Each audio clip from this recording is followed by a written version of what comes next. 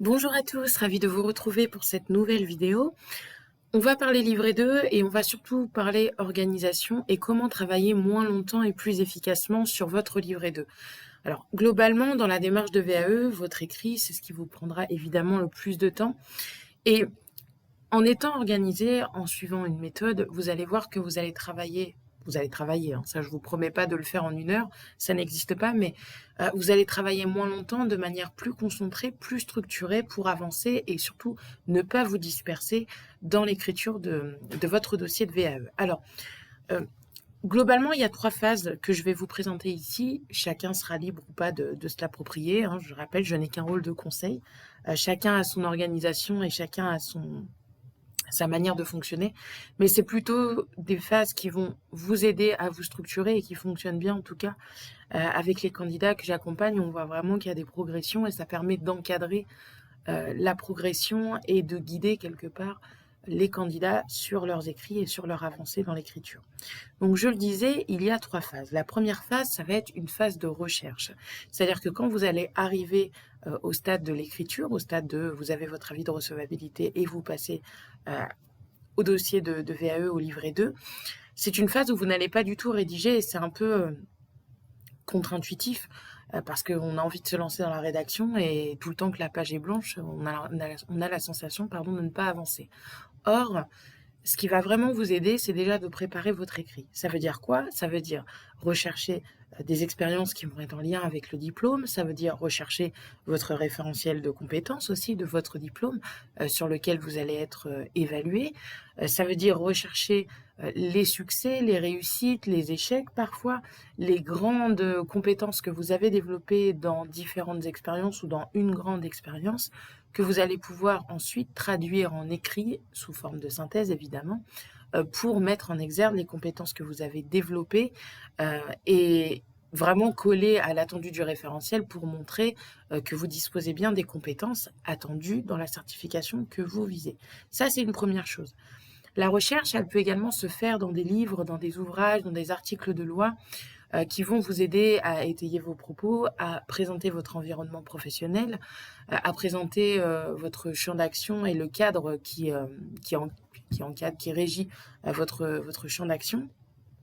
Ça peut être également présenter les chiffres de votre entreprise, la taille de votre marché, etc. Mais vous voyez qu'il y a toute une phase de recherche pour déjà farfouiller un peu et voir tout ce qu'on a, mettre tout à plat, tout ce qu'on a à disposition pour ensuite entamer le travail, et ce sera la deuxième phase, de structure. On n'est toujours pas dans l'écriture. Selon votre dossier de VAE, vous avez une trame qui vous est imposée, sauf pour les licences ou les masters où souvent on part d'une page blanche, donc là il faut construire un plan de A à Z, et encore ça dépend des universités. Pour le reste, soit vous êtes dans une trame de livret 2 et vous devez compléter votre expérience à l'intérieur de cette trame, néanmoins il faut prévoir un plan quand même.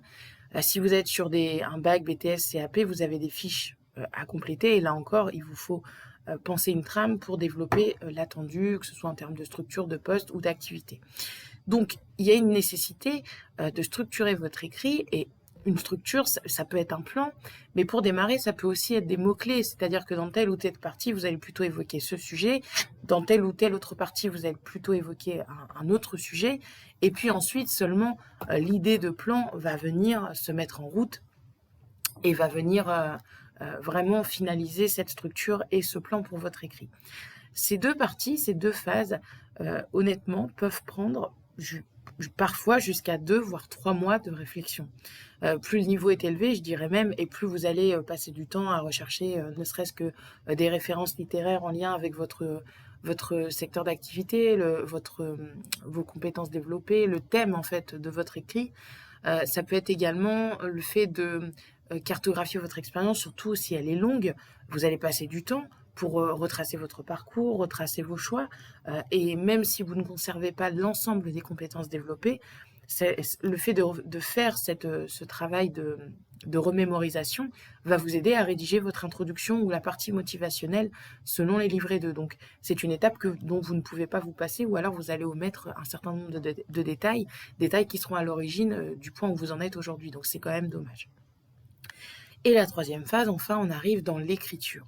Alors, l'écriture, vous allez voir que selon votre avancée, parfois, vous allez avoir le sentiment d'avoir tout dit, de plus savoir quoi dire, puis vous allez perdre un peu d'énergie. Dans ces cas-là, ce qu'il faut, c'est vraiment arrêter l'écriture.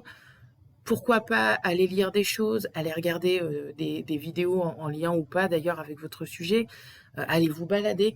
Mais l'écriture, il va falloir jouer avec ces temps où vous avez des idées, des énergies et ces temps où vous en avez moins. Faut pas forcer.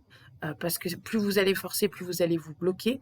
Faut passer à autre chose, prendre un peu de temps pour vous et puis aller vous ressourcer. Il y a rien de mieux. Alors après, moi, ça fonctionne chez moi, mais peut-être pas chez vous. Dans tous les guides que je peux rédiger ou dans tous les articles que je mets à votre disposition, voire même les vidéos que je réalise, ou même quand à l'époque je rédigeais mon mémoire pour mon master, le fait de marcher, déjà, ça me faisait du bien.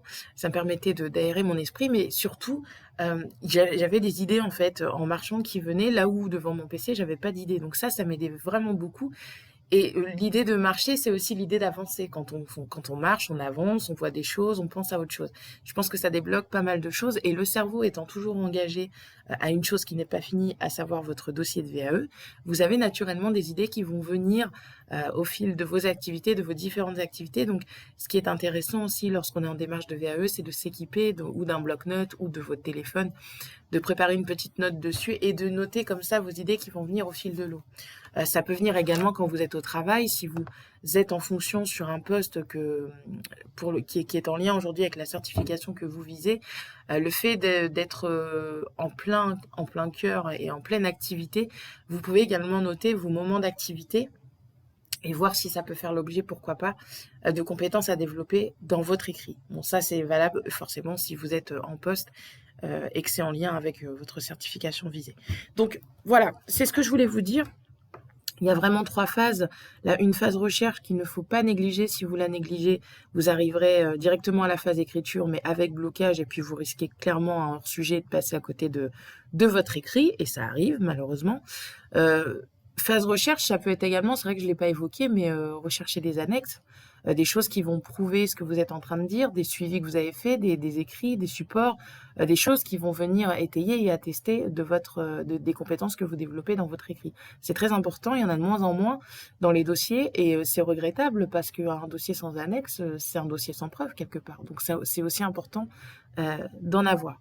Phase recherche, phase structure où là on a plein d'idées partout, mais l'idée c'est de regrouper ces idées de façon thématique pour que on ait un bout de plan qui ensuite vienne et puis s'il n'est pas totalement terminé, on le réaffinera après, mais l'idée c'est de partir sur quelque chose et puis l'écriture, là vous allez clairement vous lancer dans l'écriture, il y a différents styles, il faut jouer aussi avec cette écriture, il faut jouer avec vos expériences, livrer vos réussites, analyser votre pratique professionnelle. Si vous avez eu des échecs, évidemment, ils ont leur place dans votre livret 2, mais encore faut-il en tirer des leçons, les analyser, montrer comment vous avez rebondi, comment vous avez changé les choses ou comment vous avez utilisé ces échecs pour améliorer des choses, des procédures, votre organisation interne. Bref, il y a de quoi faire. Un livret 2, quand vraiment vous comprenez ce qu'on attend de vous, c'est aussi très épanouissant à faire parce qu'on prend un peu de temps pour soi. Certains le voient d'ailleurs comme une pause mentale, un moyen de se raconter, de faire une pause et de regarder tout ce qu'on a fait. Donc, prenez le temps. J'ai envie de dire, éclatez-vous aussi sur l'écriture parce que c'est un moment qui est assez plaisant. Même si on a envie d'en finir, quand c'est fini, on se rend compte en fait du moment qu'on a passé avec soi, avec ses souvenirs, avec son parcours. Et donc, prenez le temps, profitez du chemin, je le dis toujours, autant que de la destination. Vous avez des ressources en lien dans la description pour ceux qui découvriraient ce podcast et cette chaîne dédiée à la VAE. Si vous êtes au démarrage de votre démarche, en rédaction du livret 2 ou en préparation de l'oral avec le jury, vous avez 1 heure d'accompagnement qui vous est offert avec des ressources pour vous aider à bien démarrer dans l'étape dans laquelle vous êtes. J'espère que cette vidéo vous a plu. N'hésitez pas à vous abonner également à la chaîne si ça vous plaît. Il y a des vidéos comme ça qui sont produites au minimum une fois par semaine, sinon plus quand il y a des sujets. Et quant à moi, je vous retrouve prochainement pour un nouvel épisode. À bientôt.